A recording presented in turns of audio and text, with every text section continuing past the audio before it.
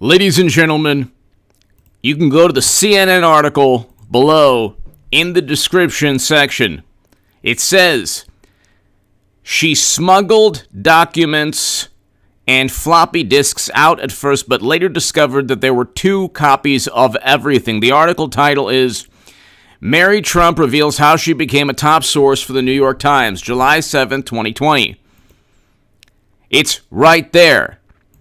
The lawsuit alleges from Trump, the $100 million lawsuit, alleges that this is from Yahoo News. The lawsuit alleges that the newspaper convinced Mary Trump to, quote, smuggle records out of her attorney's office and turn them over to the Times, which was in breach of a confidentiality agreement.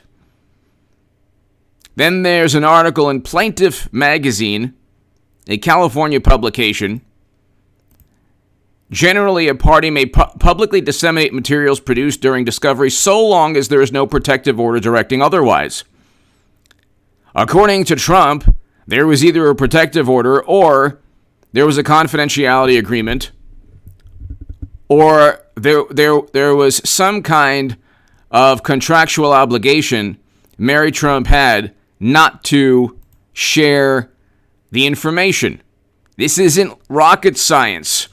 So, yet again, there's another person who devoted their lives to going after Trump, and it just didn't work out. You can't simply just give the New York Times, information you obtained from discovery from a prior lawsuit just because you think it'll help people find out about Trump's taxes. They keep trying to say that this was like a journalistic endeavor. This has nothing to do with journalism. They want Trump out of politics. It's purely political. It's like when you get these people who win these Pulitzer Prizes for reporting on Trump. It's like he didn't commit any crimes, so tell me what the problem is. Why did you need to give these documents to the New York Times? Was he committing a crime? Were you blowing the whistle on a crime? Because he hasn't been charged with a crime. The only crime is that he won. That was his biggest sin. Hit subscribe to this channel right now, ladies and gentlemen. Thank you so very much. To my super chat, I can't do this without you. So, ladies and gentlemen, thank you. If you want to talk about any issue pertaining to Mary Trump, the future stock market crash which will take place, unfortunately, that I've been reporting on, subscribe also to the stock market crash channel. That is below. That link will be below in the description section. I have a great segment out today. And again, to my super chat, thank you. I can't do this without you. Ladies and gentlemen, you cannot simply... It's pretty unbelievable. A long list of Michael Avenatti, Andrew Cuomo with his Emmy taken away, Andrew McCabe, Kevin Kleinsmith, this new attorney Sussman in the Durham probe, the second indictment, Peter Strzok, Lisa Page, James Comey was let go, but he actually made out, better than anyone else.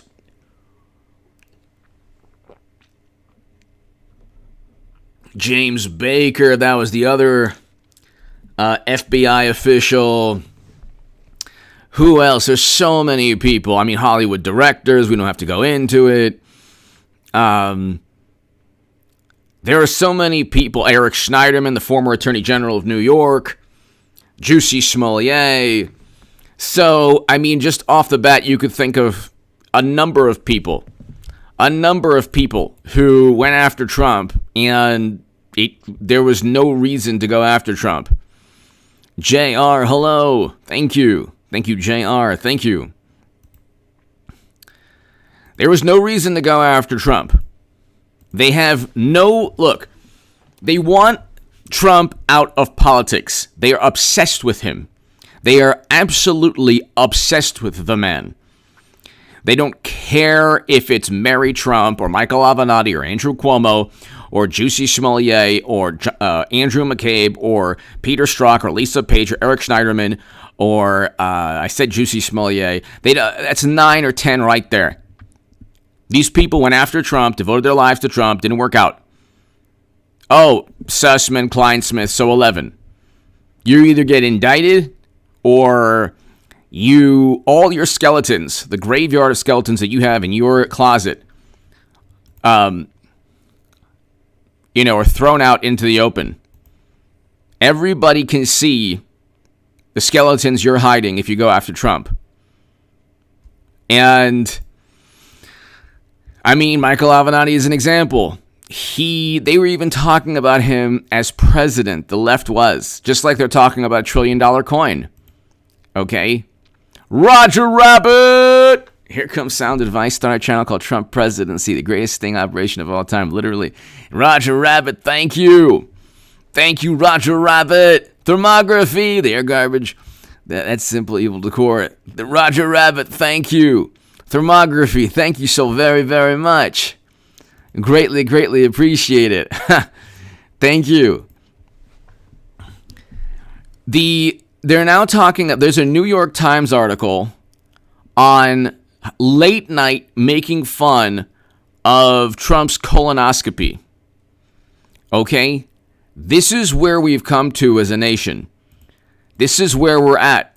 Media, the reason I keep saying this is the last era, or last couple of months even, or I should say last year, where media will have such a profound hold on the American psyche. Once you have Trump Republicans in the House of Representatives, there will be an opposing viewpoint to everything.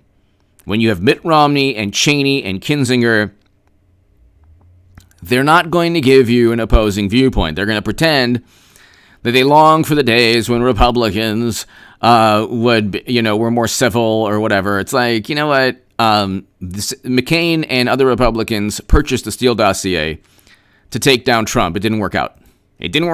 So, they talk about civility and then they investigate an incoming Republican president. Republicans investigated an incoming Republican president based on the high to moderate confidence assessments of intelligence officials, the high to moderate confidence assessment of intelligence officials that were after Trump.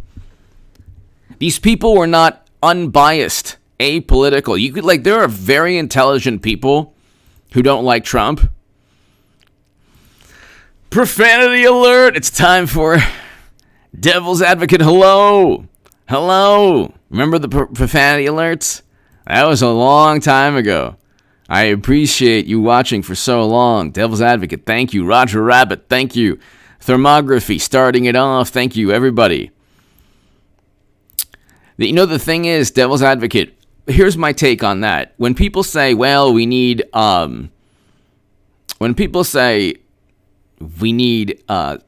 civil disobedience or states to break away from the country. Half the country has. This is the thing. The country has always been divided politically, but now you have media and Hollywood and social media algorithms and even Major League Baseball siding with one political party. So instead of breaking away or seceding or any of that stuff, all there has to be, Devil's Advocate, everybody here, all we need is the following: a political party that actually gives an opposing viewpoint. That's all. Because when Trump was president, he really didn't have control in the manner that most presidents do of the United States government. He didn't. He was being investigated by the executive branch. He was the head of the executive branch being investigated by the executive branch. So, he was head of the executive branch being investigated by the executive branch. When Republicans say, well, it's Trump's fault, that Republicans lost, the Republicans did it to themselves. You don't see Democrats investigating Hunter Biden. Republicans did this to themselves, and they actually have reasons to investigate their own side, but they don't. Their best defense is a good offense, so they go after Trump, so nobody goes after them. They have media. They don't have Mitt Romney or Kinzinger, a Nebraska senator, or Cheney, or all of these never-Trumpers, Republicans in Arizona, Republicans in Georgia. They don't even really have an opposing political party. Now you're seeing even Joe Manchin, and Sinema oppose Democrats more than Mitt Romney does. I mean, Mitt Romney, have you heard this man on a national stage talk about anything other than Trump? He wants to run again for president. He thinks deep down, Mitt Romney thinks, oh, if only people knew how wholesome I was. And it's true, I put a dog on top of my car and went on a cross-country escapade. But we need civility. The days where they gave a Paul Ryan expose of him working out, where they would just talk about Paul Ryan working out, are over. Those days don't exist anymore. Media is hyper-partisan. If they cannot stop you from offering a counterpoint or a rebuttal or a different viewpoint, if they can't intimidate you or prevent you from earning a living or boycott you economically or silence your speech in some manner, their arguments do not hold up to scrutiny. That's it. They have Major League Baseball moving an all-star game for no reason before any court stated Georgia's laws were unconstitutional, and the opposite took place. The Supreme Court backed Georgia. The Supreme Court of the United States of America said that Georgia's voting laws were absolutely constitutional and did not violate the 1965 Voting Rights Act. So the Supreme Court backed Trump on that, essentially. There's nothing unconstitutional. And you can say, oh, well, yeah, we're going to have universal mail-in. Everyone knows the real reason Democrats want to do that. Everyone knows that Bernie Sanders will never win a Democratic primary. They can't even run a functioning primary. But again, you couldn't talk about that. You couldn't talk about Hunter Biden. You can't talk about anything. The reason you can't talk about anything is because there's no opposition saying, hey, we have free speech in this country. Republicans are silent, so there you go. If you have a two-party system and one party doesn't actually give an opposing viewpoint, present an opposing viewpoint, then you basically just have a one-party. We have a one-party system in this country. And the opposition is growing in strength. But the one-party system tried to stifle and investigate and undermine Trump from day one.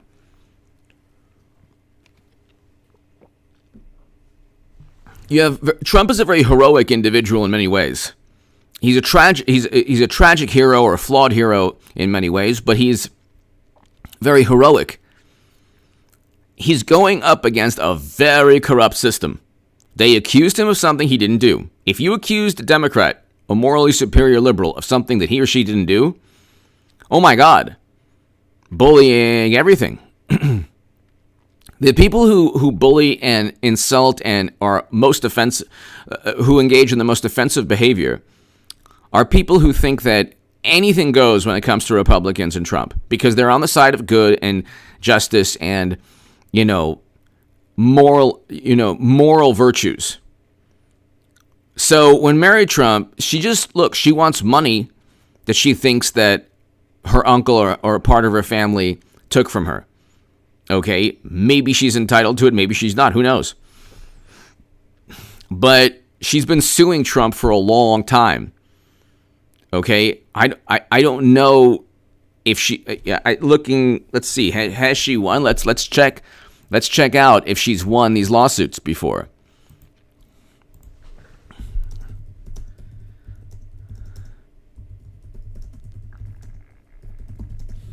Let's see.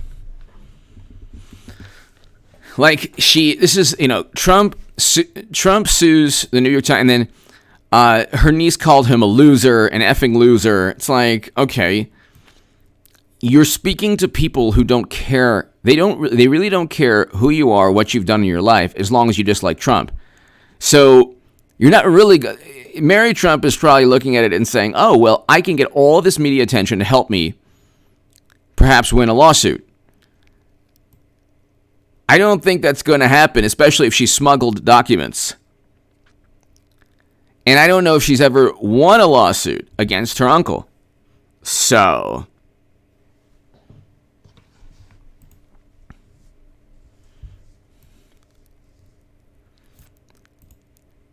she is okay. So Trump hit. So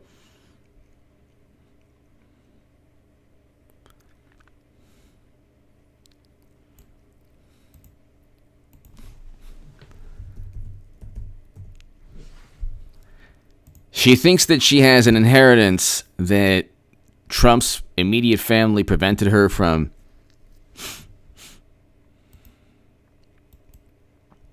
So I can't find that she's actually ever won a lawsuit against Trump, although I know that she's waged several lawsuits against him, or this is like a long issue that she's actually proud of, or Trump sues the New York Times over 18 articles on taxes.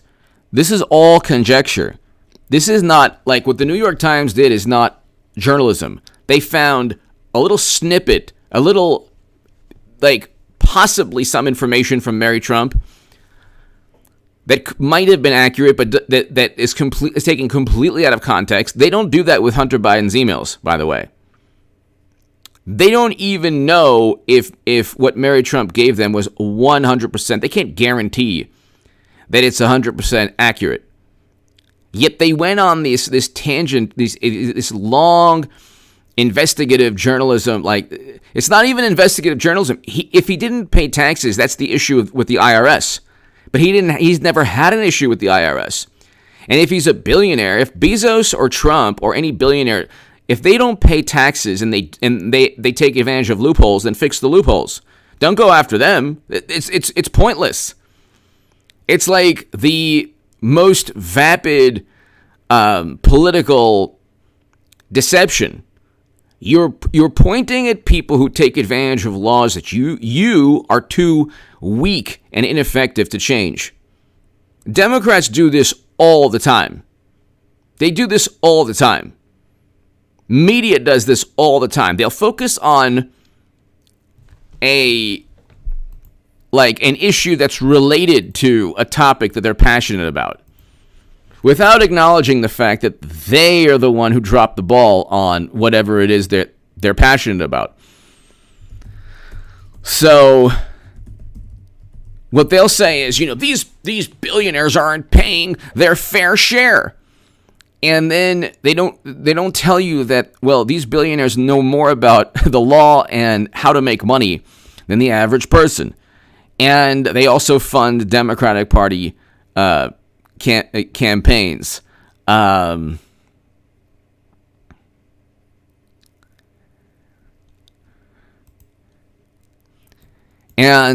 all Democrats have to do, if they want Bezos to, if they want Bezos or Trump to pay taxes, more taxes, then address the loopholes that they took advantage of.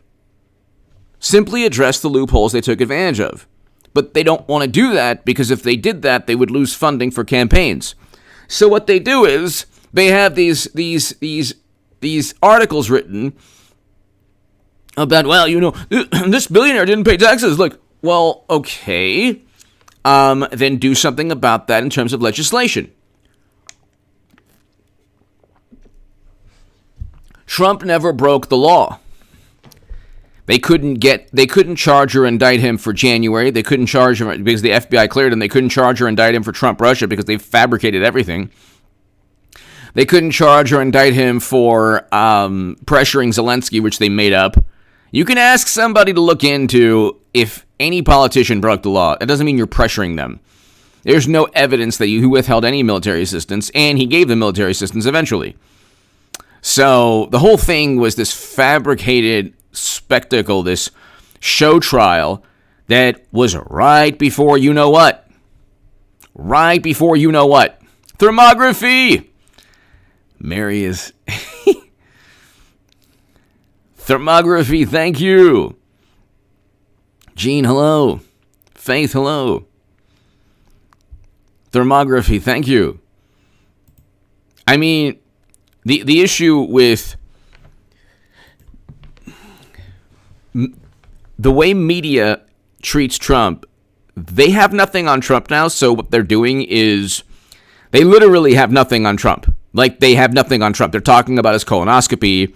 They're actually doing these long daily, they're writing these articles on accusations and allegations and hearsay and gossip found in books.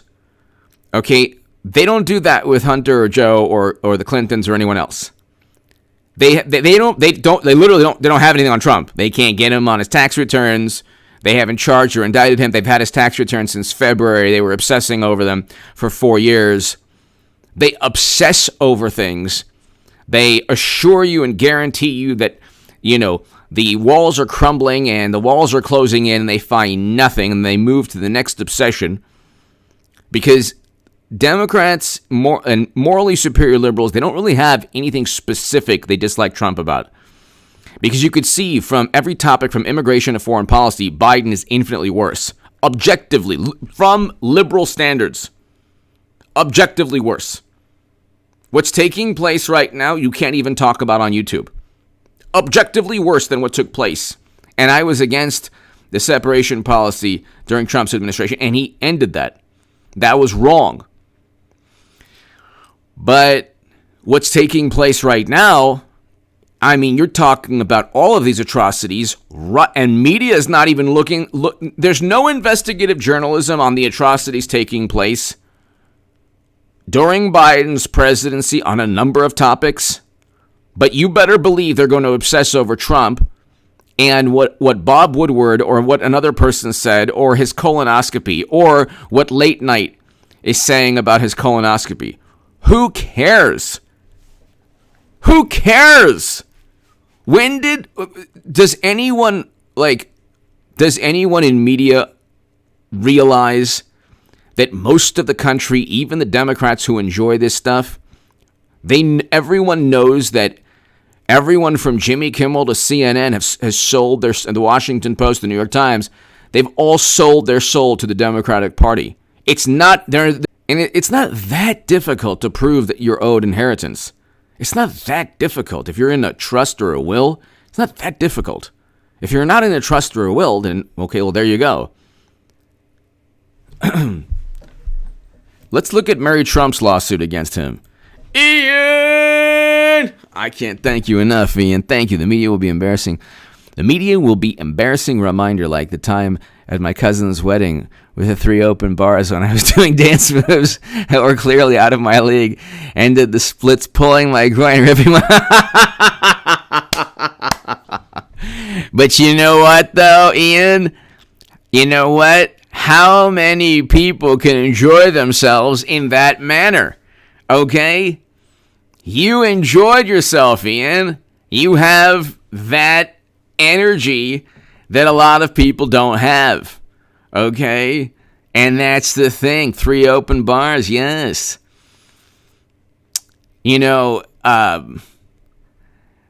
Yes, Ian Moyer, thank you. Ian, thank you. Thank you so very much, Ian. I mean, Ian, thank you. I can't thank you enough, Ian. I cannot thank you enough for just being so awesome always. And hey, look, you enjoyed the wedding, probably more so than anyone there. It's fantastic. Not not the groin part, but you enjoyed it. That's good.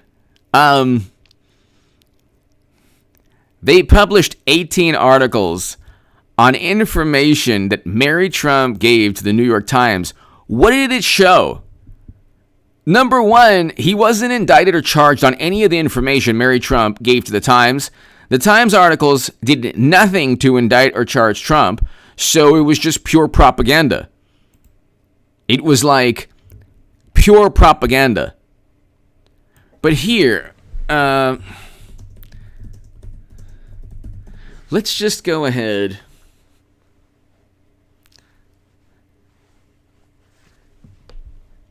Mary Trump sues president family members over allegations. So,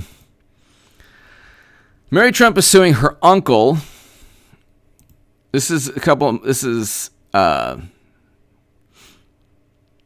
Trump is suing her uncle, his sister, and late brother over allegations they committed fraud in order to deprive her of her interests in the Trump family business and enrich themselves. Okay, she waited until 2021. The lawsuit was filed by attorneys for Mary Trump on Thursday in New York State court against Donald Trump, Mary Trump Barry, and Robert Trump, who passed away in August. Why would she sue her uncle who passed away? The suit alleges that the siblings took control of suing his estate. The suit alleges that the siblings took control of the real estate empire created by their father, Fred Trump Sr., in the 1980s and exploited it to enrich themselves at the expense of everyone around them. What does that even mean? Exploited it to enrich themselves? It was his father's real estate business that he worked with his father. He was working with his father. So exploit it to enrich them. So that's what business is called. You're exploiting a business, hopefully not exploiting the consumers or the planet or whatever, but you are trying to derive profit from an economic endeavor. So for Donald Trump, his sister Marianne, and their late brother, fraud was not just a family business, it was a way of life. Well, this is like nonsense. Okay, so that is your opinion. There's no fact in that. They concocted scheme after scheme to cheat their taxes.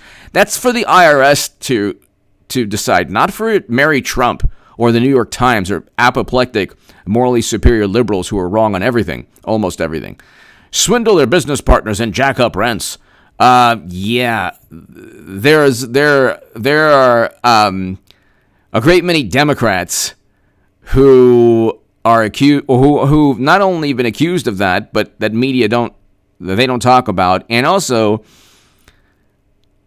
Trump was also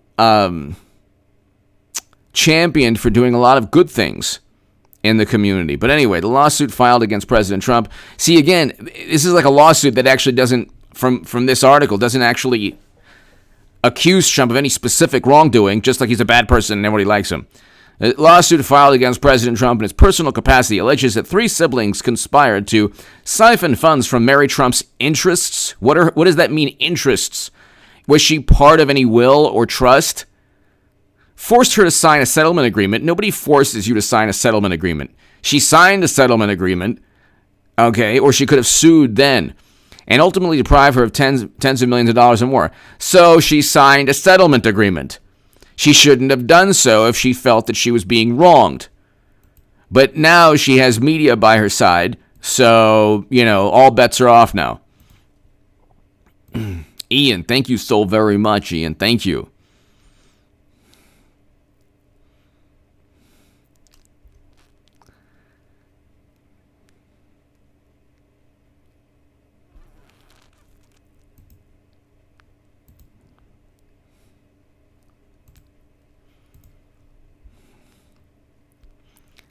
The suit says with assistance, so Mary Trump was a teenager when her father, Fred Trump Jr., died in 1981, leaving her with minority interest in the family business. Suit alleges that Trump siblings conspired with Erwin Durbin, a trustee appointed to act on Mary Trump's behalf, in order to squeeze her out of the family business without her knowledge.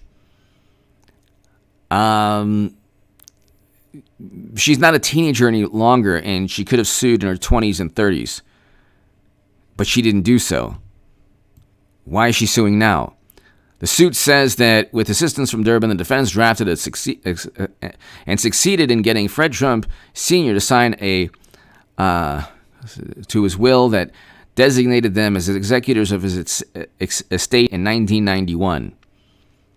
The lawsuit accuses the defendants of engaging in 3 specific fraud schemes against Mary Trump, siphoning the value of her interests. It's been, 30 years? She had 30 years to sue. She's suing now because she feels that she has all of media to help her out. That's not going to help her out. If she couldn't win a lawsuit for 30 years pertaining to this issue, why suddenly she's going to win? Because why? Trump has 96% negative media coverage, so then she feels she's going to win. The lawsuit accuses the defendants of engaging in 3 specific fraud schemes. Okay, so forcing her to sign a stack of fraudulent valuations and financial statements. Nobody forces anyone to sign anything. And a settlement agreement following the loss of Fred Trump Sr. by threatening to terminate the health insurance of her nephew. Okay, so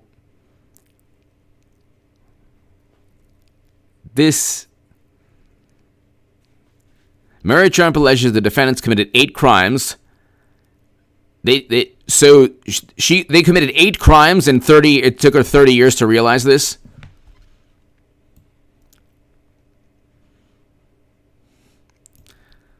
The suit says that Mary Trump only became privy to the alleged scheme when the New York Times published an investigative article. Yeah, right. She was so clueless about all the bad things they were doing to her. She had to wait until the 2018 investigative article, or DNC newsletter, Democratic National Committee newsletter. Yeah, right.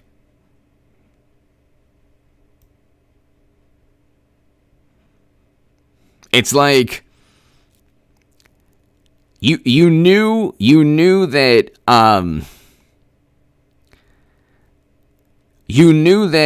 this would be taking place. Thank you, Stones. Thank you. You knew that for 30 years you had an arrangement you didn't like. 30 years. All right? From 1991 to 2021. 30 years. They did nothing in 30 years to address the issue. Yeah, I got that. Yeah. No lawsuit in 30 years, because apparently there were other lawsuits. Apparently this isn't the first time she sued her family. So, and she wasn't aware. This is the best part of everything. She wasn't aware of the criminal schemes until the 2018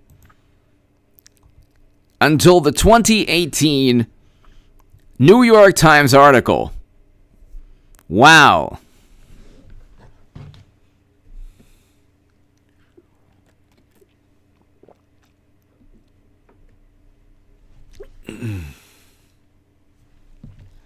And she writes, recently I learned that rather than protecting me, they instead betrayed me by working together in secret to steal from me. By telling me lie after lie about the value of what I inherited. What do you mean you relied on them to tell you the value of what you inherited? You didn't do any research on your own? And by conning me into giving everything away for a fraction of its true value? Oh my God. You were in your 20s and 30s and 40s. How old is Mary Trump? This is unbelievable. This is unbelievable.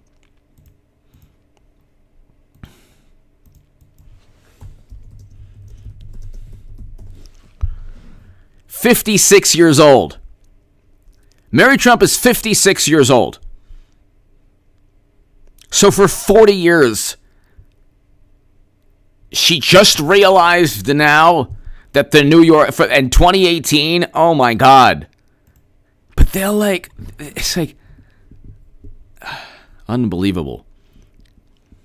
I'm bringing this case to hold them accountable and recover what's rightfully mine. You waited for 30 years. And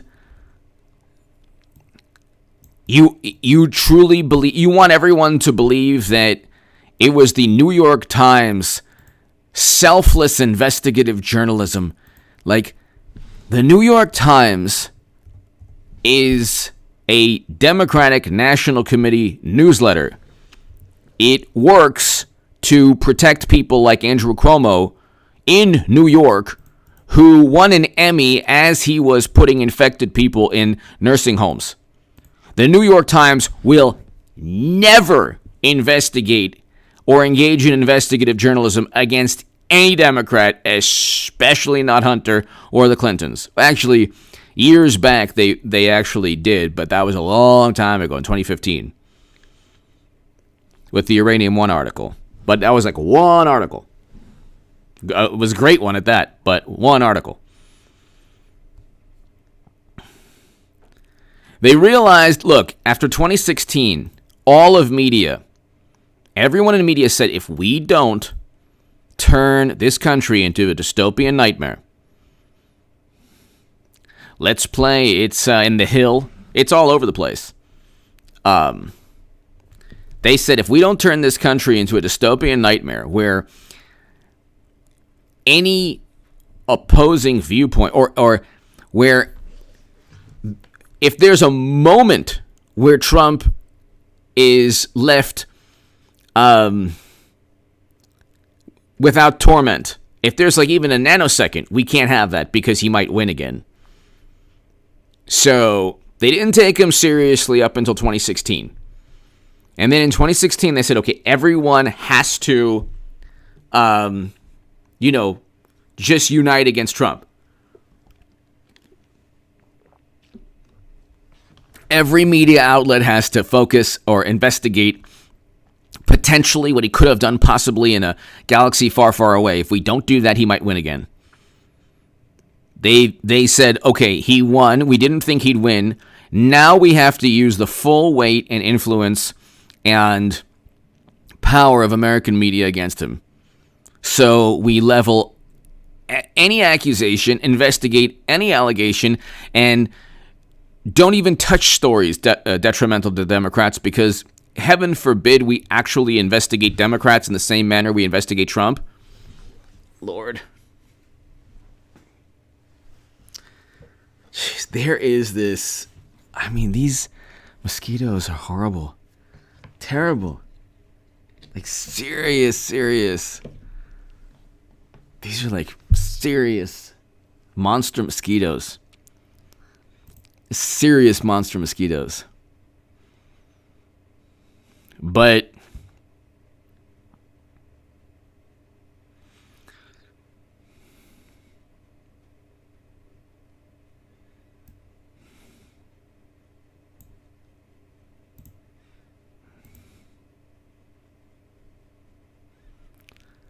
like, you look at these stories about Trump, they either emanate from a disgruntled family member or a story about him in a book. Everyone knows a family member or a friend who, they had a falling out with, or, perhaps they've had an issue with. Anyone can be the subject of a book or an article that's simply meant to disparage the person. Everybody has had a rumor or gossip leveled against them, or they've spread gossip. But the thing is, like, before 2016, gossip was just that. Rumors and gossip weren't taken seriously. Rumors and gossip now are the bedrock of journalism against Trump. They're the foundation of every investigative, of all the investigative journalism against Trump. It starts with,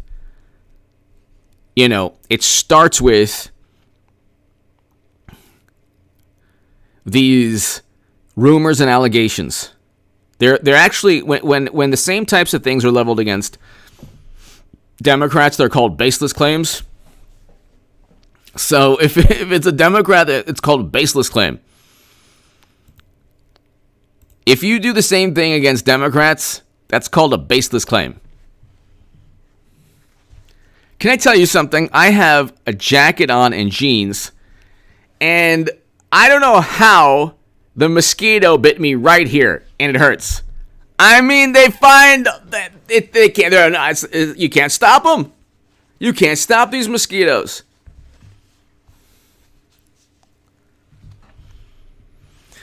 He didn't suggest that. He never suggested that. Okay, Trump never suggested injecting anything.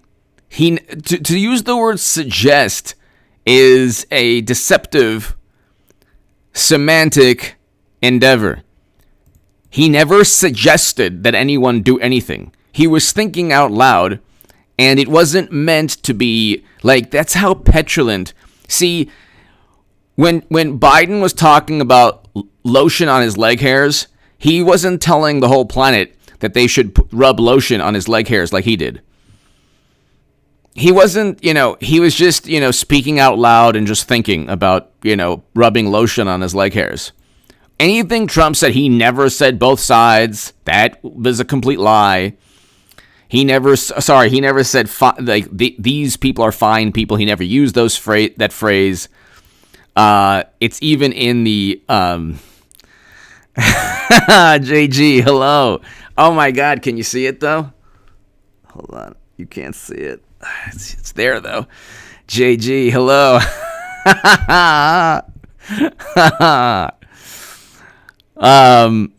He never said, this is the thing, to dislike Trump, there's no reason to dislike Trump really other than his personality and lies told about him. There is no reason to dislike Trump other than his personality or lies told about him. This is a fact.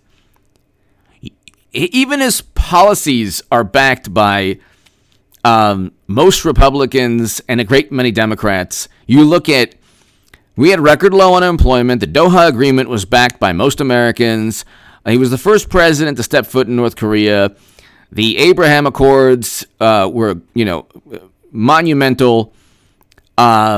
He allocated more funding to historically black colleges and universities than any president ever. All Americans are in favor of that. The policies of Biden at the border are worse, much worse. That's why you don't get any investigative journalism, because they're embarrassed about it. All the things that Democrats and media said about Trump, they're exponentially worse under Biden. But you won't hear about it because media said, look, if we actually report on Biden the way we report on Trump, all the gossip and innuendo, I mean, you don't have to actually report on gossip with Biden. You can actually just report on the facts. The fact is his son left a laptop full of pay-to-play emails. That's a fact. That's a fact. Roger Rabbit! How can we be certain, Goodman, that you were actually in a room with mosquitoes? Well, I never said mosquitoes, plural. There is one mosquito. That's for sure.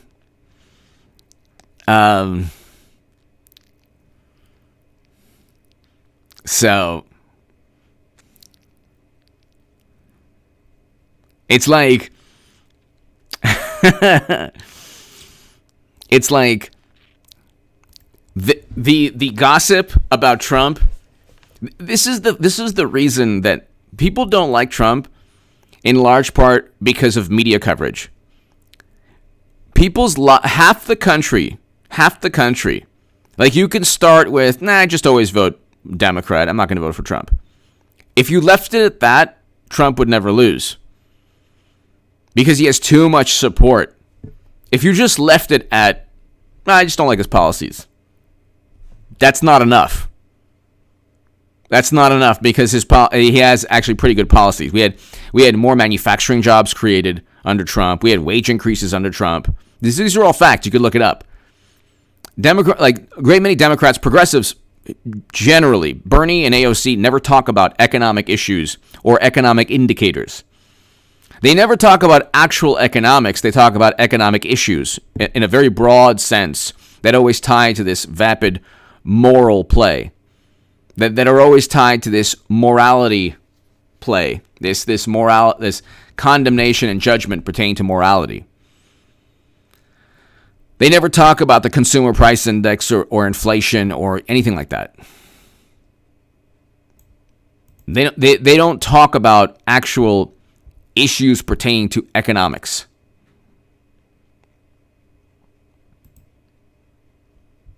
So it's like, Willow Dawn Edwards, get rid of these trolls. You're doing a great job, HA. Thanks. Willow Dawn Edwards, thank you. Thank you, Willow. Thank you, Willow Dawn Edwards. Thank you so very, very much. Greatly appreciated.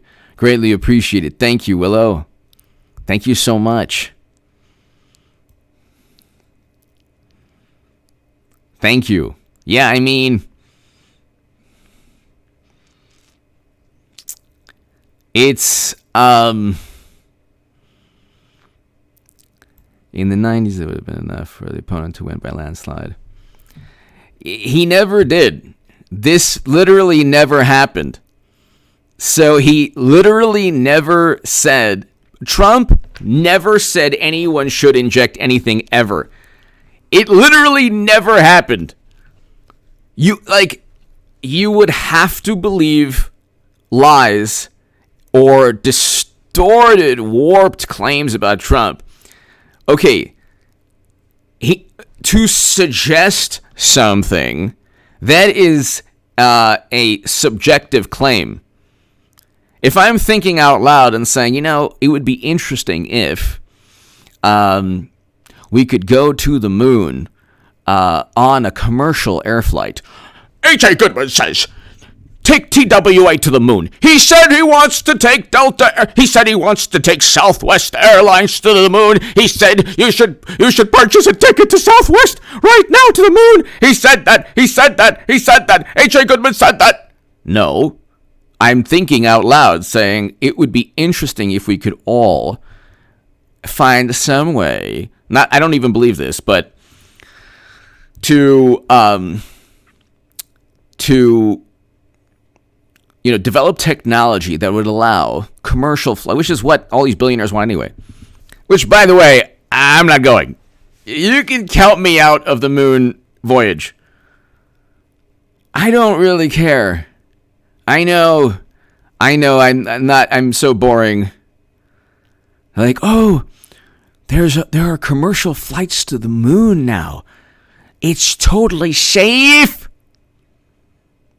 99.999999999% of people who go to the moon are very happy.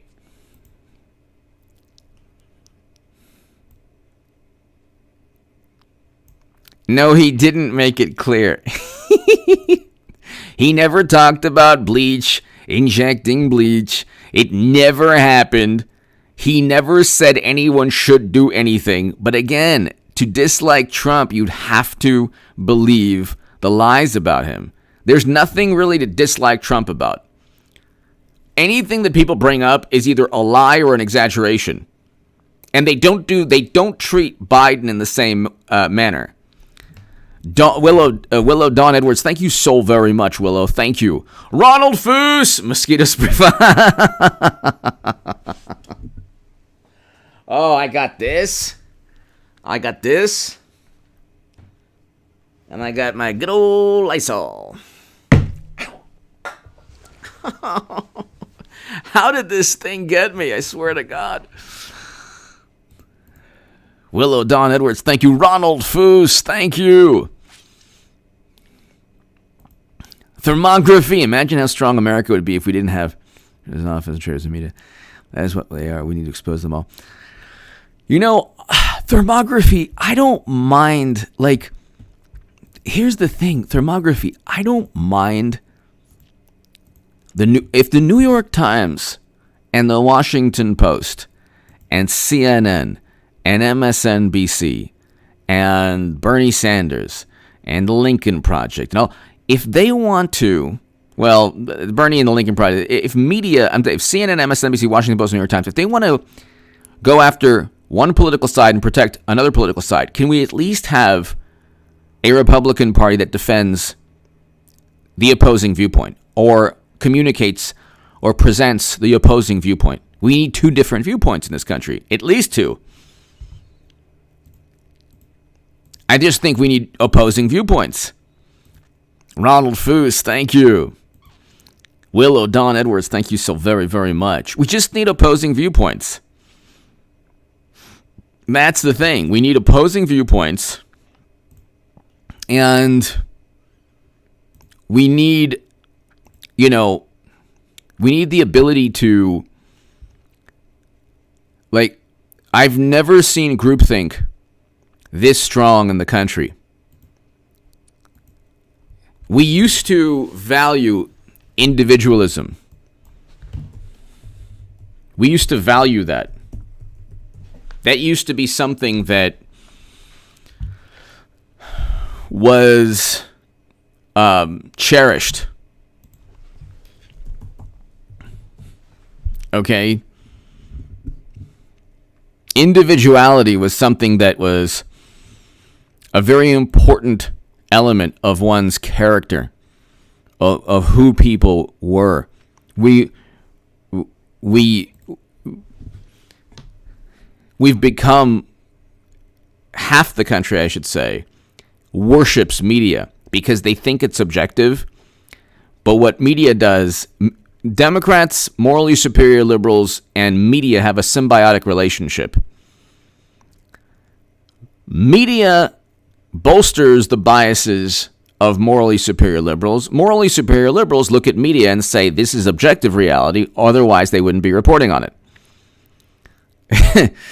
Without understanding that lying by omission is the hallmark of today's media. They lie by omission. They'll tell you some things, they won't tell you other things, and they'll complain about missing context or nuance only when it serves their interests. And then they will, when people believe, when people say, you would vote for somebody who makes fun of people, you would vote for somebody who pushed for the Libya intervention that caused that country to become a failed state. Libya was not a failed state before President Obama's intervention. You're talking about two different things. Yeah, that's the problem. You care more about a person's personality when you ignore the fact that when President Obama or Biden goes to, if they go to a library, it's, President Obama visits a library. And if Trump signs a veterans health care bill, a horrible protest that takes place, that's his fault. And then they say, you condemn. They keep on playing this game. You condemn bad people? Yeah, I condemn bad people. How many times should I? Do you condemn bad people? You condemn bad things? It's a game. If you wanted to drive someone nuts, you would keep saying that. Do you condemn heart disease and cancer? Yeah, why wouldn't I? The fact you haven't condemned heart disease and cancer means you're probably pushing for them to succeed. No. What are you talking about? These are all this is propaganda. This is just propaganda. Exactly, Harry, exactly. It's just propaganda.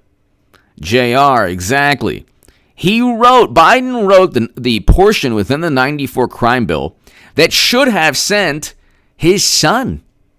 If his son had an issue with the same narcotic that he wrote about, which the 100-to-1 sentencing disparity, 100-to-1, 100 people of color for every one person that looks like Hunter Biden.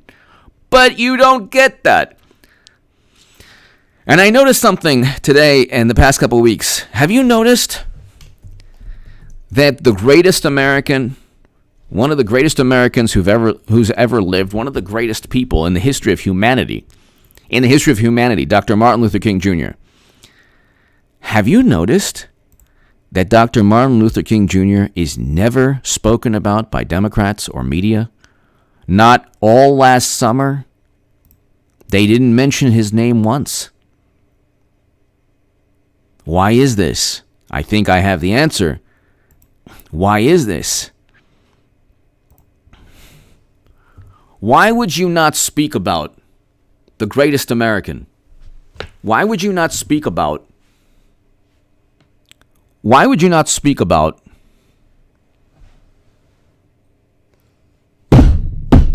Got it. Why would you not speak about the greatest American, or one of the greatest Americans, one of the greatest people who's ever lived?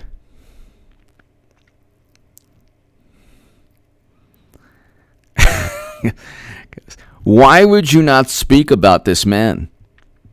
Because his quote, well, his Beyond Vietnam speech is one reason. So read the Beyond Vietnam speech, which ties into Trump's foreign policy. But MLK's content of character quote, and okay, so you saw this in 2013, where MLK's content of character quote inspires debate. What debate?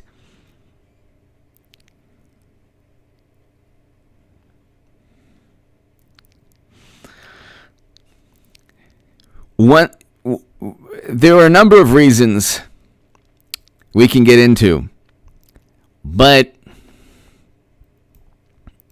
I find it very interesting that you have people who haven't done one millionth of what Dr. Martin Luther King Jr. has done for civil rights, for America, for the world, who are being championed.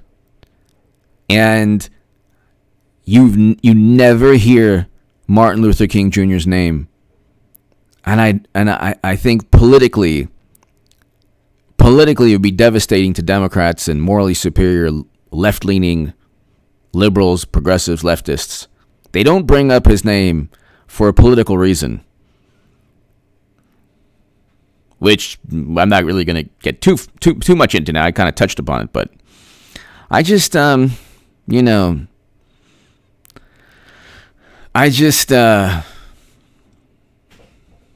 it's just interesting.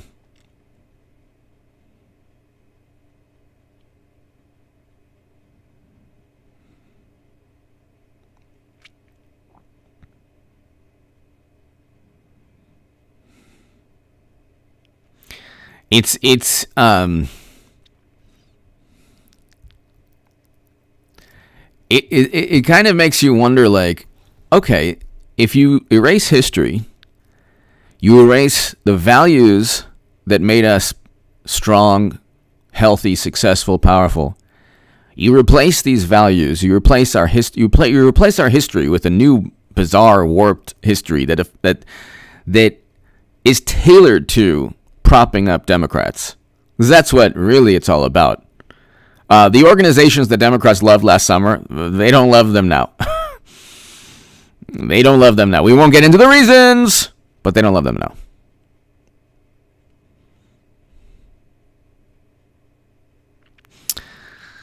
now.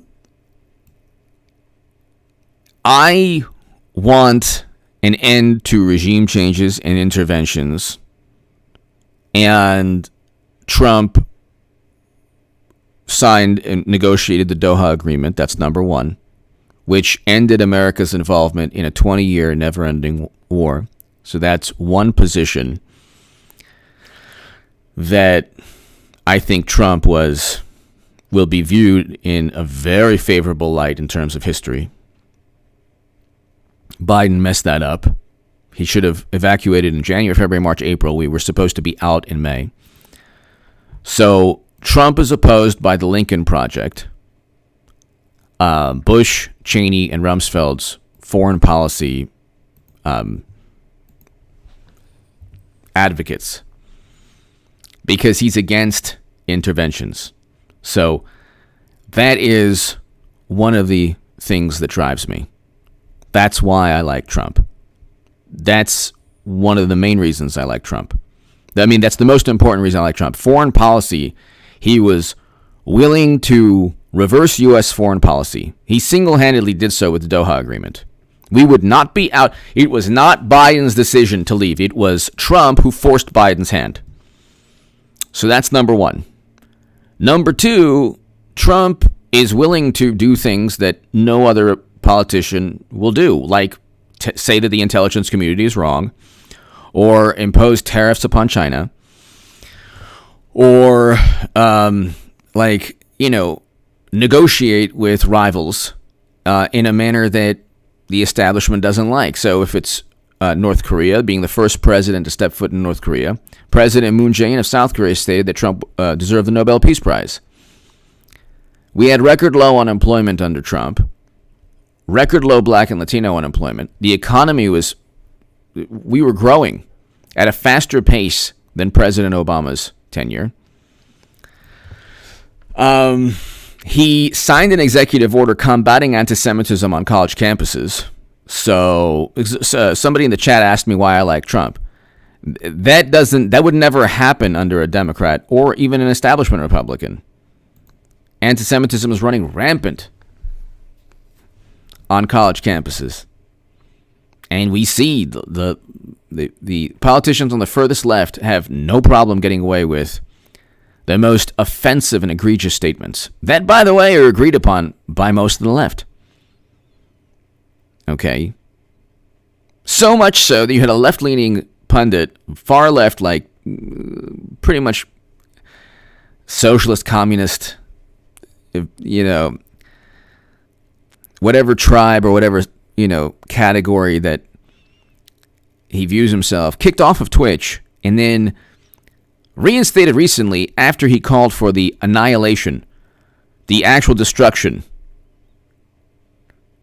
And he was banned for it of the state of Israel.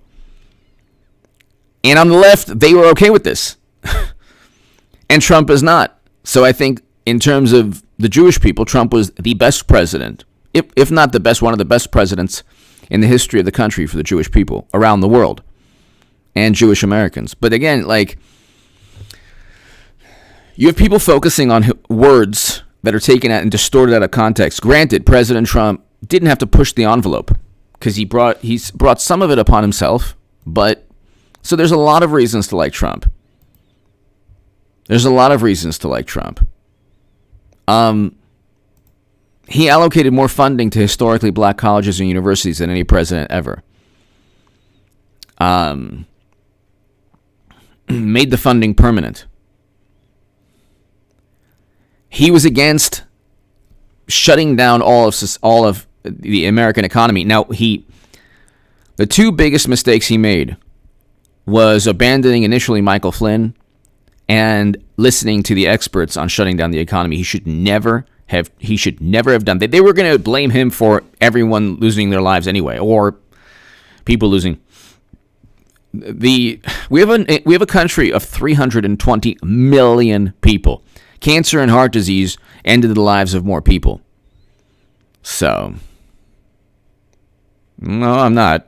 I have facts. Something called facts, which is you can look at Trump's economic achievements. We had record low unemployment under Trump. Fact. That is a fact. We have a stock market crash that eventually will take place. Jeffrey, hello.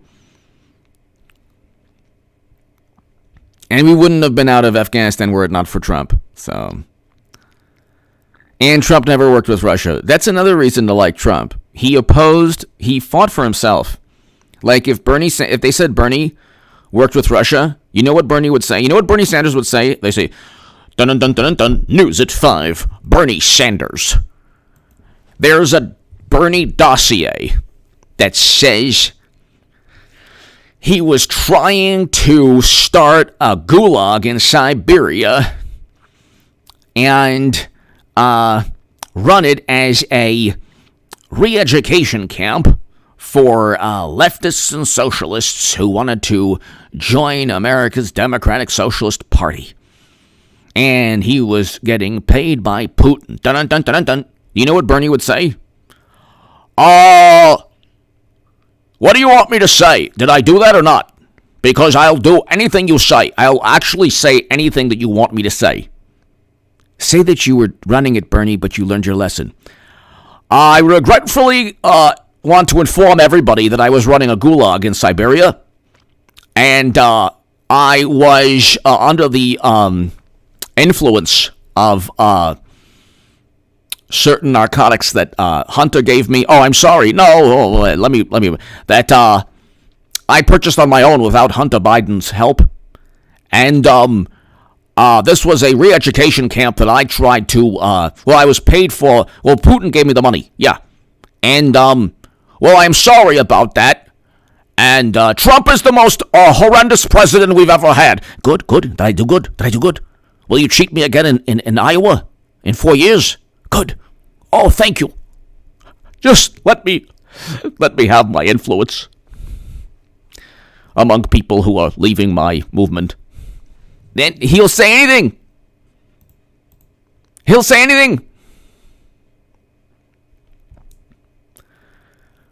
If they made the Bernie dossier. If they had a Bernie dossier, he wouldn't say that it was wrong, that the Democrats are trying to railroad him. He'll say, the contents of this dossier you don't even have to, yes, it's true. It's true. I had relations with Martians. Yes. Even though Martians don't exist, but the Democrats want me to say it, so no problem. I had relations with Martians, and anything else that they accuse me of is true, and so now can I please continue railing on the billionaire class? If you don't mind, I was busy railing on the billionaire class while you were writing a bunch of mishegoss and nonsense about my dossier that I will admit to. Thermography, not solely your thoughts we have, trainer spirit. That could be true, but I'm not saying that we don't. I'm saying that if your offense is just as if there's an offense and defense, if there's a defense that's just as good as your offense, it's going to be a stalemate until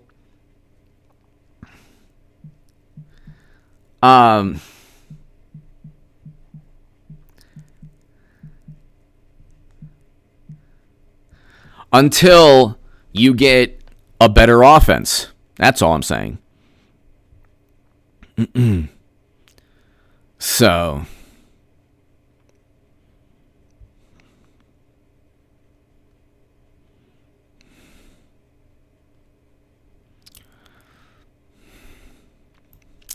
the thing with the whole fossil fuels is there's no alternative that can run power plants in the manner that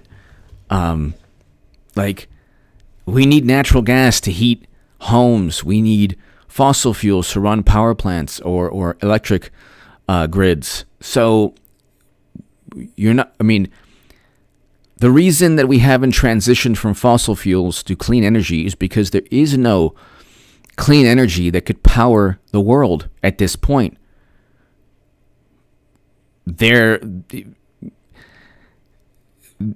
If I'm saying something that's not accurate, let me know. Okay? We haven't replaced. This is the thing. It's like, if we can, if you can replace the internal combustion engine, or if you can go ahead and have power plants work on wind or solar energy, great, but you can't do so. And then electric cars, the mining for lithium.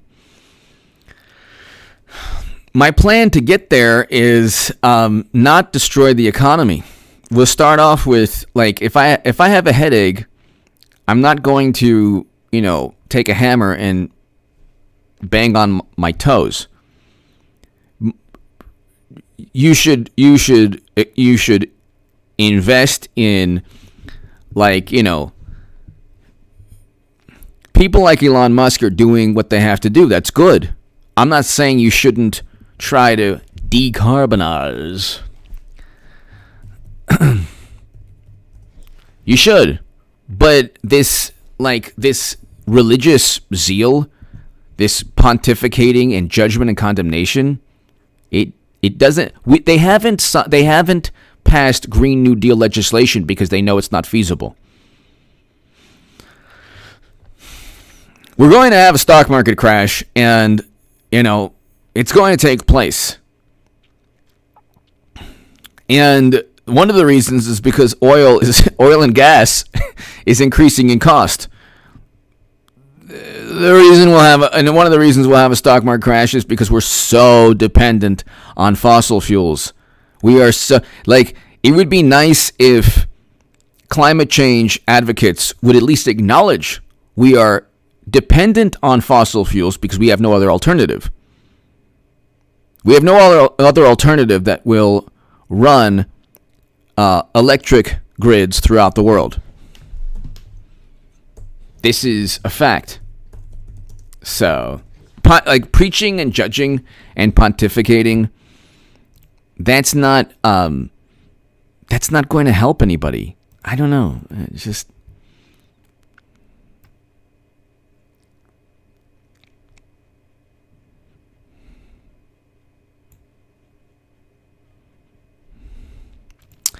Yeah, that never happened again. Trump never injected.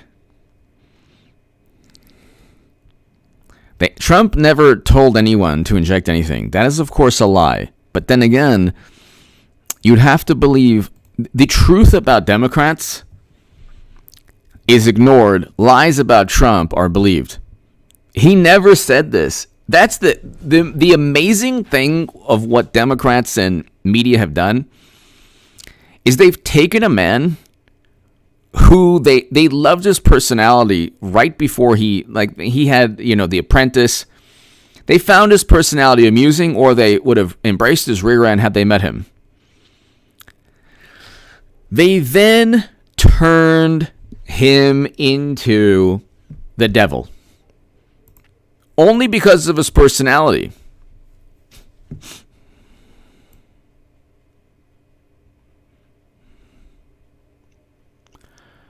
I think that's good.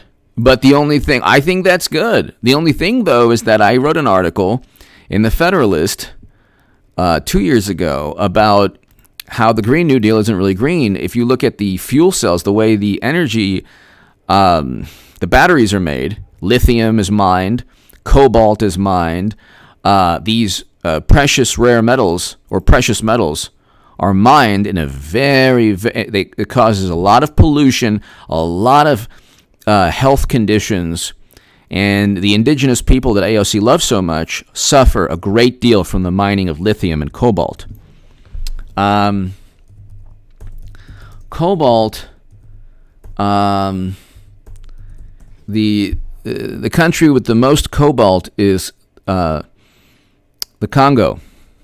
And people there have suffered a great deal mining nickel, copper, and cobalt.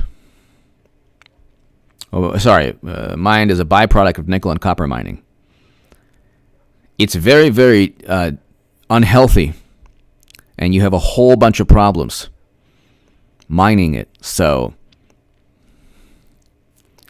not like simply saying that you have an electric car, that doesn't mean it's as green as you think, or the carbon footprint is. They say that, the carbon footprint, it becomes zero after a couple of years. But what happens to all the places? What happens when you run out of cobalt and lithium? And mining of lithium is also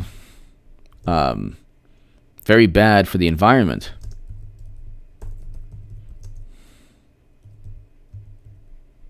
The environmental impact is a serious thing. Lithium extracts Lithium extractions harm the soil and cause air contamination. Residents believe the lithium operations contaminated streams used by humans and livestock for crop irrigation in Argentina. So none of this stuff, like, it's just the typical, like, it's just the way the media and Democrats. He didn't. Oh my God, with this bleach thing, he didn't. My God, it will never end. It will never end. It will never end. It will never end. It will never end. I saw it. It did not. Trump did not say that anyone should ingest anything. He never said that. It's like this. If H.A. Goodman said, or if I was saying, you know, what if there's a way that you could take Southwest Airlines and fly it to Saturn or even Uranus? Then what would, if it could... H.A. Badman says take Saturn. He takes Southwest to Saturn. He said that. He said he wants to take Saturn. He said he takes Southwest to Saturn. He doesn't even know that Southwest doesn't even have an airplane that can leave the Earth's orbit. H.A. Badman is so... H.A. Goodman is so lame. He thinks that just because you can go to Vegas on Southwest, you can go to Saturn. He never said that. He was thinking out loud. By the way, I would be thinking out loud about Southwest. God, he should never have thought out loud, the poor man. At least it's better than leg hair. Yeah, man, come on, man. I'll put this lotion on my leg hair, man. Come on. The most popular president of all time. Yeah. At least it's better than that.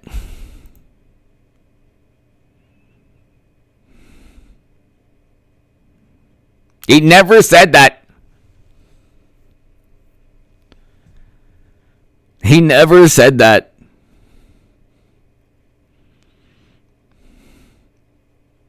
He never said that. But see, even, like, this is the thing. You have Hunter Biden, who is like, email saying, I give 10% to Joe. I give 10% of my earnings from pay to play to Joe.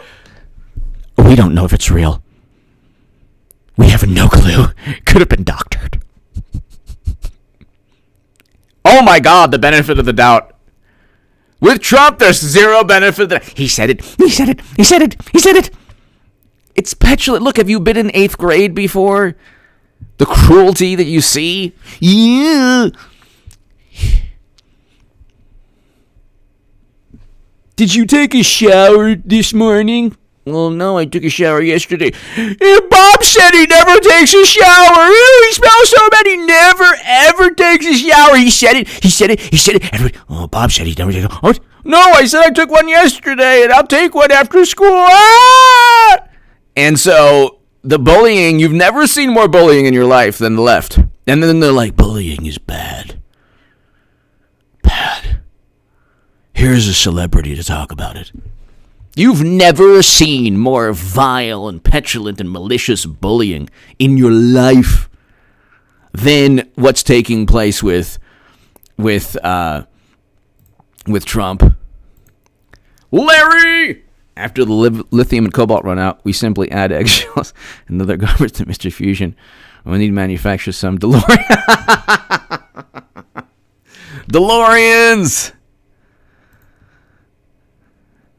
Ronald, hello. Who remembers DeLoreans? There's so many things that if you told... A couple years back, Larry and everybody here, a couple years back, I was at a coffee shop. And with a friend of mine, same age. And we were, we were talking with one of the people working at the coffee shop. And I was like, oh yeah, just like Milli Vanilli. And he was, maybe early 20s. And he's like, who's Milli Vanilli? And I was like, oh my God. Okay, I'm old. I'm old now. Now I know that I'm old. If you make a reference to Milli Vanilli and the person's like, who's Milli Vanilli? You're old.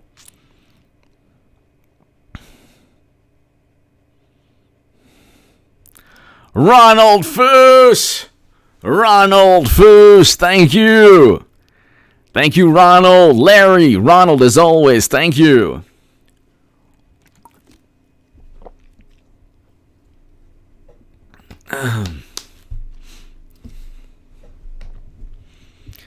David! HA strikes the exact tone of the actors in power now. Thank you, David. Thank you, David. Ronald. David, Ronald. Thank you. Larry, thank you. They think that they can get away with... Look. They believe that they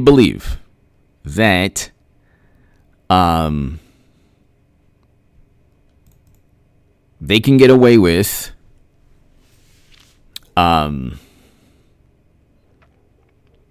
they believe that they can get away with pretty much anything right now because they have all of media. People worship media. People worship the authorities more than ever because they think Trump, this is the neuroses.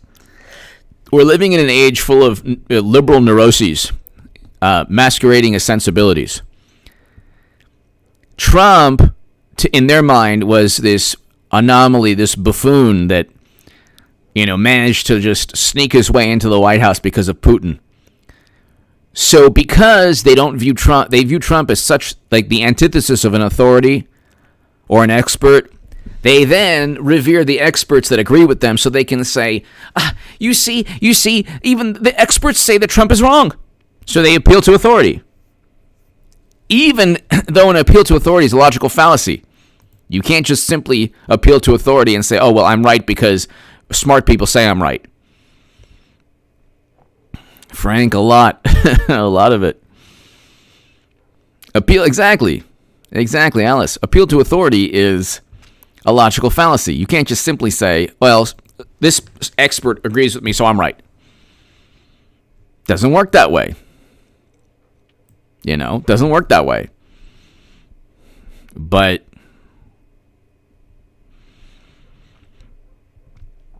I've never seen a world where gossip and hearsay are new. Like, this would never have happened before. This would never have happened before 2016. There were people. Who was it? There were stories about President Obama from. Who was it?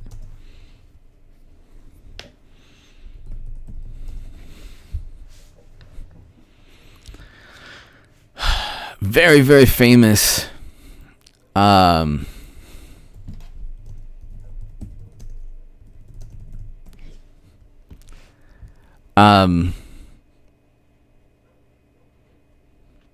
Seymour Hersh had a bunch of stories about President Obama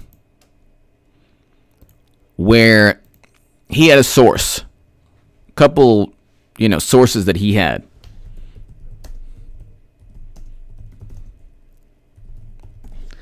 And the people around his critics at the time said, well, why should we trust Seymour Hersh's source? Here you have a Pulitzer Prize winning journalist. And he was right. President Obama did lie about a lot of things. But the response was... The response, he won a Pulitzer Prize when a Pulitzer Prize was actually worth winning. It wasn't just, exposing Trumps or this or that.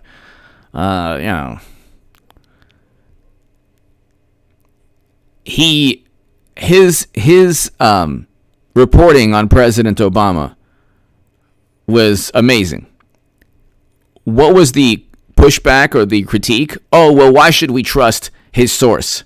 Now, only anonymous sources or former current and government officials or books with Trump. You went from Democrats and media went from not trusting Seymour Hersh because of a source and who, by the way, his investigative journalism is spot on, always has been, to oh, let's believe anything that's said about Trump. Anything. It doesn't matter what is said, we'll believe it. And like I always say, this world we live in is perpetuated by social media. So like the internet is fine, but if you have these cyber realms, these worlds that are so disconnected from reality, like if you have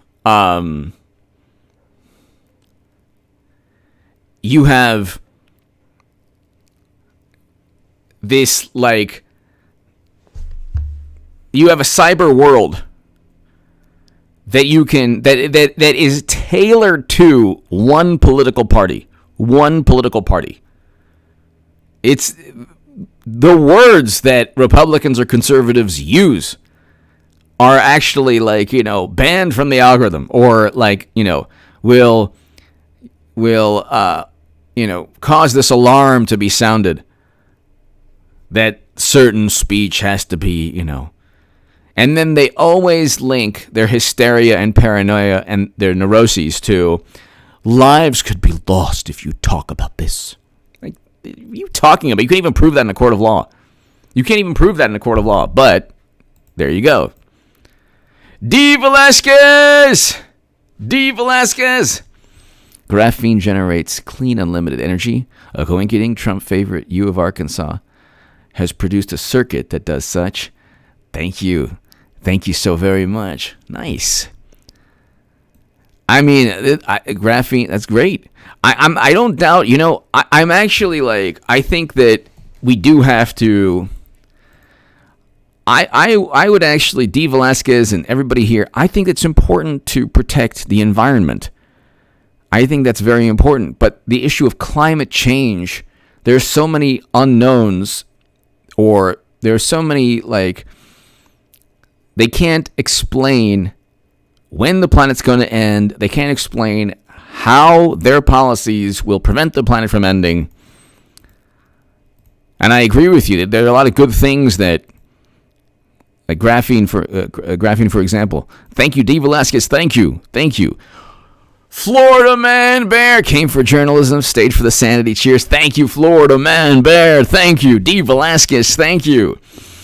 Florida Man Bear, thank you so very, very much. Thermography stoppage. Solar works at night under the moon. Thermography, thank you. Florida Man Bear, thank you so very, very much as always. Thank you as always. Florida Man Bear, it's actually a beautiful thing. I was thinking how beautiful it was to grow up without social media or Facebook or even the internet. It was a great thing. Most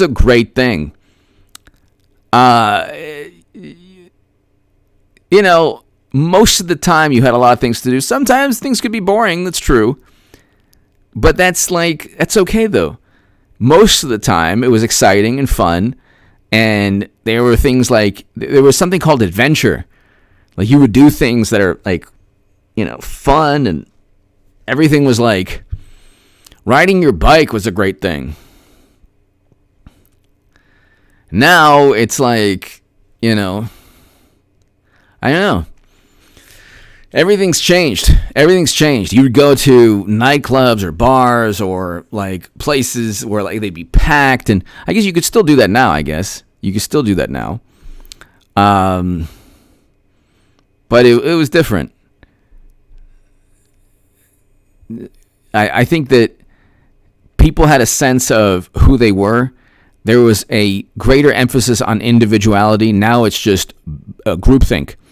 If you are not part of this absurd groupthink, they'll try to come after you by, through economic pressure or social pressure, or your friends will just leave. Like numerous friends of mine who perhaps they were very, very good friends, years back, and then just, time changes people, and so they just watch too much CNN, MSNBC, and oh my God, Trump is, Satan. Florida Man Bear, thank you. John Carnegie, shout out HA. What's the deal with We attack them. Oh, you know what? Thank you, John. Florida Man Bear, thank you. John, you know what that's all about is another hysterical attempt by media or by people within Trump's administration to make him look bad. So the notion that he was going to attack anybody because he lost the election is so absurd, but they really believe it. Look, if General Milley said, Area 51, we had to add extra security because Trump was having an extramarital affair with a Martian on Area 51. Or at least that's what we thought. They would believe it. They would believe it. They wouldn't even care that there are Martians. They would actually care that Trump was doing what he was doing. And they would say, oh my God, can you believe what Trump was doing? Oh my God. They believe anything pertaining to Trump. It doesn't have to, it can be base, it almost always is baseless. It's almost always baseless. They'll believe anything.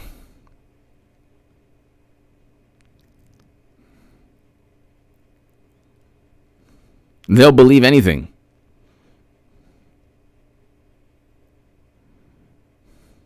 They will believe anything. And the way General Milley, his thing is, he has two choices. He could either act in an honorable manner, or he could appease media and Democrats and the establishment, so he'd rather do that. So if he says, I did tell, I told President Biden not to leave Afghanistan, then you'd have all the neocons in the Democratic Party, the Lincoln Project, saying, see, the general said, no, it's true. It's like, there was a way to evacuate. The Doha Agreement stated May 1st. Leave by May 1st. He could have started evacuation in January. There was no reason why he couldn't have started the evacuation. He wanted to spite Trump. Then when Milley says, I had to contact China because, Trump is so deranged and capable of anything, they'll believe that too. They will totally believe that. Florida Man Bear, thank you. They'll totally believe that. They don't care about what's possible. They don't care about thermography. The energy needed to mine is higher than the benefits. I agree with you. They go from the time to drive, not the energy needed to produce the car. Exactly. Well, I think they're taking that into account, although you're probably right. It makes them feel good. So if they say the words indigenous people, even if the indigenous people are suffering, mining lithium and cobalt, they're okay with that. If you just put respect indigenous people and make our climate safe for future generations, you can have these poor people, in cobalt mines and lithium mines and the environmental and the health catastrophe from these. That's fine because, the text of the law or the resolution, which isn't even a law, it makes them feel so good inside, so they don't care. That's why when AOC is crying about a vote that is purely, she didn't even represent her own ideological side, which I find very, wrong. Why would you vote against a purely defensive military measure when you know the groups that are labeled with the word T, and just like the T-ban, they're sending missiles into civilian locations deliberately. They don't care where they hit. So Israel has, the Iron Dome. It's a purely defensive. It's purely defensive. It's inherently a defensive military technology. So then it's like she's crying, and it's like, well, you could have sided with the other progressives. Why didn't you just vote no? Oh, she voted present. It's like, look, the racket is just, it's so easy. It's so easy to decipher the racket. But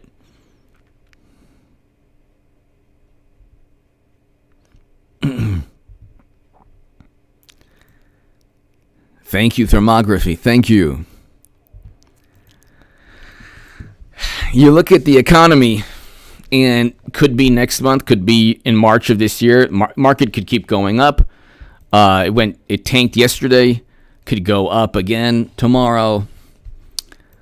There are so many bizarre. The stock market does not reflect.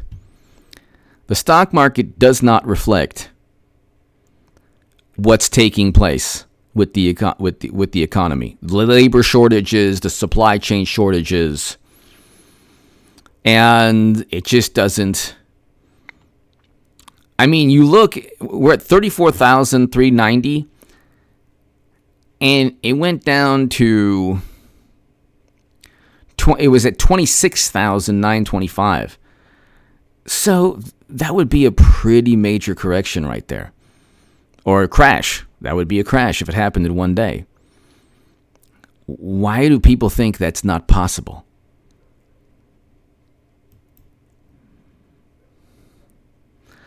We hit 19,173 on March 20th of 2020.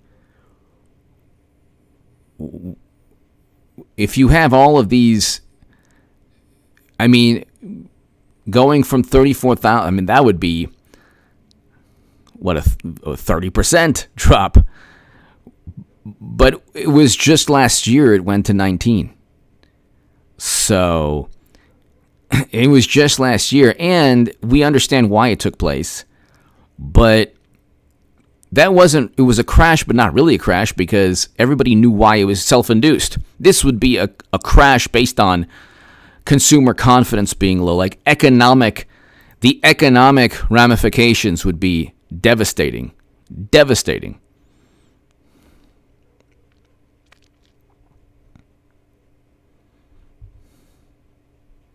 Larry! Watch Millie give himself 3 more rows of ribbons. One for one for Big List Alien, one for... Oh my, that's another one! The civilians lost and they don't care. I mean, AOC is not crying for any of the things she would be crying for in Bush and Trump's tenure.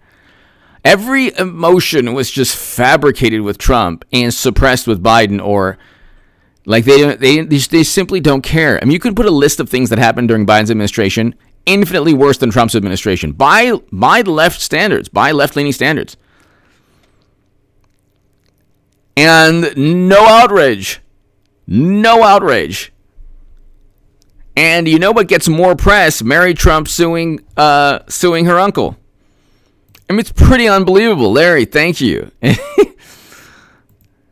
Unbelievable.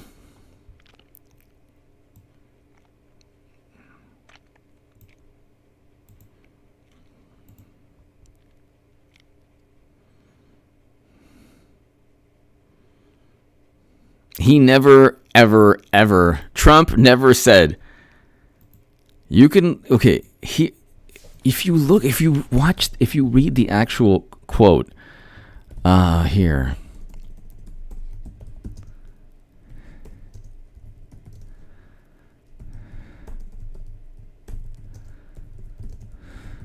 Okay.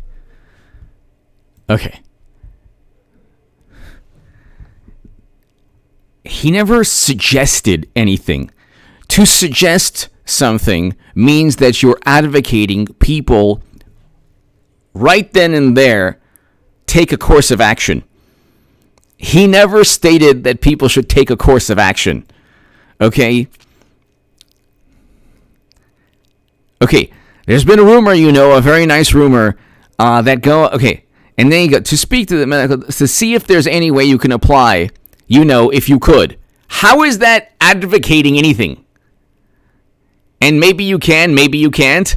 How is that advocating anything? He's not advocating a course of action. Through the neuroses of the Democratic Party, yes, he's advocating something. He never advocated anything. You think Joe Biden's advocating you put lotion on your leg hairs when he talks about it? He's not advocating anything.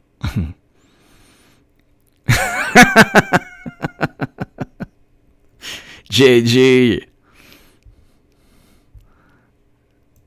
He's not he wasn't advocating anything, my God. Trump suggests, he never suggested anything. He never advocated a course of action. You could say he suggested, or he was thinking out loud and it wasn't really a suggestion, or he just wasn't, you can say a person could be thinking out loud without it being an absolute command to engage in a course of action. But again, Florida Man Bear, thank you. When Biden talks about putting lotion on his leg hairs, it doesn't make me want to put suntan lotion on my leg hairs. So that's not like,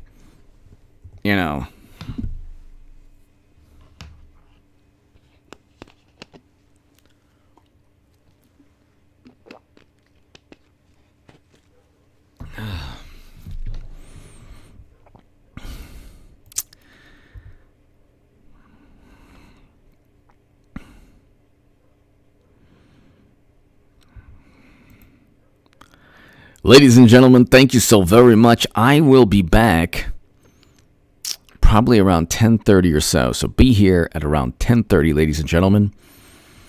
To my super chat, I can't thank you enough. Thanks, everybody. To my super chat, thank you. God bless. Thank you so much, everybody. Have a great, great evening. If you're up, be here at around 10:30 or so tonight. And thank you so very much. Great, great, great, great, great live stream. And I can't thank you enough. To my super chat, thank you.